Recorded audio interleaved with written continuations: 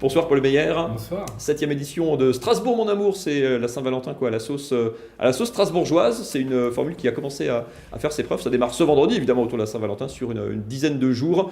L'idée c'est quoi? C'est comme depuis 7 ans, de disséminer à travers la ville comme ça des événements sur ce thème de la Saint-Valentin. Absolument. Alors on a une proposition qu'on fait maintenant depuis effectivement 6 ans, c'est la 7e édition, aux Strasbourgeois, aux Alsaciens. Et puis le but c'est aussi de faire venir des gens qui viennent de bien plus loin, grandes villes françaises, européennes, pour découvrir tout le côté romantique de notre belle capitale alsacienne. Par défaut, pardon, il n'y a pas vraiment de temps fort d'endroit central, même si la Place Kléber avec le Magic Mirror se centralise un petit peu. L'idée c'est quand même d'avoir beaucoup de petits entre guillemets événements un peu plus intimistes pour rester dans l'esprit. Notre volonté, c'est tête. pas de faire de grands machins. Vous savez, à Strasbourg, on veut éviter le tourisme de masse et on veut trouver comment mettre en valeur à la fois la qualité, la beauté de notre patrimoine urbain qui est absolument exceptionnel et le faire partager aux Strasbourgeois qui parfois le méconnaissent, aux Alsaciens, mais aussi à des visiteurs qui viennent de plus loin. Parce que le nouveau tourisme, et si on veut éviter des touristes de masse qui débarquent comme ça, les gens ils cherchent de l'authentique.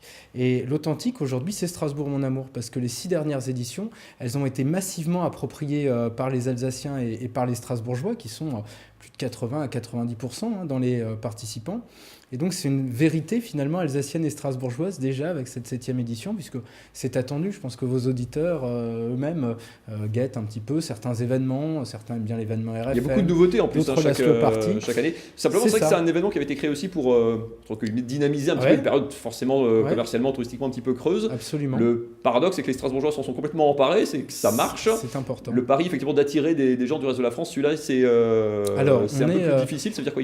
Il faut interdire les Strasbourgeois des manifestations. Surtout pas, au contraire, justement, je le disais, je le répète. Tomber amoureux des Strasbourgeois, ouais. Exactement, c'est aussi le but, mais vous avez venez épouser un Strasbourgeois. Si on a célibataire sur le plateau, c'est vraiment de lancer des appels, vous êtes juste dans la bonne période. Mais vous l'aurez bien compris, nous, le but, c'est d'abord que ce soit de l'authenticité. On veut faire partager l'authenticité strasbourgeoise à des visiteurs, non pas qui viennent chercher l'enterrement de vie de garçon ou de la fête comme à Amsterdam ou à Barcelone, mais des gens qui vont rester longtemps à Strasbourg, qui vont consommer local et qui vont vouloir découvrir l'authenticité des petits troquets, du petit hôtel, du commerce local et pas... ou de lieux historiques comme l'Opéra par exemple, qu'on incroyable, va réinventer, exactement. Des brasseries, plein de choses. C'est ça. Comment vous sélectionnez ces endroits? Parce que vous dites Strasbourg est romantique. Et des endroits qui ne sont pas romantiques à Strasbourg. Écoutez, tout dépend. Vous savez, l'idée de Strasbourg mon amour, c'est que chacun puisse se l'approprier.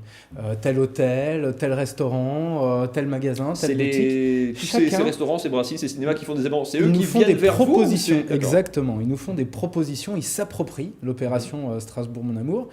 Au passage, ça marche si bien que plusieurs villes dans le sud aujourd'hui ont piqué le concept comme d'autres ont piqué l'opéra. Enfin, essayent de copier l'inimitable capitale de Noël de Strasbourg.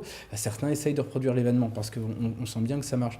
Nous, on n'essaye pas d'aller. On essaye de faire en sorte que chacun se l'approprie et nous fasse une proposition parce qu'on n'oserait pas. Pensez-vous que comme adjoint au maire, j'aurais osé vous faire la proposition de chambres d'hôtel dans lesquelles des autographes sont là pour faire des photos osées avec votre ciné. Vous voyez, ce genre de choses, eh bien, c'est le foisonnement exactement des propositions et la mise en mouvement un peu de tous les talents, de tous les savoir-faire de la ville de Strasbourg. Encore une fois, pour le partager avec les Strasbourgeois et les Alsaciens d'abord et faire venir des visiteurs. Juste un mot sur les visiteurs qui nous rejoignent. Très vite. On a quantifié, on a vu qu'on avait au mois de février 40% d'augmentation en 5 ans, de la taxe de séjour. Donc en plus, c'est qu'on fait venir de plus en plus de visiteurs qui payent la taxe de séjour du coup pendant cette période. Mais au-delà, on a vu une recrudescence du nombre de bébés, je sais pas. 9 mois après, il y a un peu de natalité dans les autres. Il faudra qu'on s'adresse aux maternités et ailleurs. On va regarder. On n'a pas encore ces chiffres plats, mais pardonnez-moi, mais l'idée c'est aussi que tout au long de l'année, on profite de cet événement pour envoyer partout en France l'idée que Strasbourg est aussi une ville romantique. Voilà, parce qu'on a cet aspect-là, et quand on parle de Strasbourg mon amour au mois de février, mais ça rappelle aux gens qui vont choisir leur destination en mars, avril, mai, juin, etc., toute l'année, qu'on a aussi cette corde à notre arc qui est ce romantisme à nul autre pareil. Certains nous appellent la Venise du Nord. Je crois que nous en sommes pas loin. C'est pas compliqué juste de 10 secondes de sortir justement de Strasbourg, capitale de Noël? Tanguy Flores. De sortir pas du tout, justement, notre volonté. Strasbourg, c'est Noël. Eh bien, justement. C'est passé Noël, Tanguy Flores. Strasbourg, c'est beaucoup de choses et on a envie de cette diversité-là. On ne veut pas, d'ailleurs, être réduit à une seule chose. Et encore une fois. Tanguy hiberne pendant les 11 mois de Noël. Il attend que Noël. Je repars au mois de février. Tout au long de l'année, voilà. Merci beaucoup, Paul Meyer. Merci à vous, mon amour, toujours un de ce plaisir. vendredi 8 jusqu'au 17, une dizaine de jours d'événements autour de la Saint-Valentin. Tout le programme, évidemment, sur le site dédié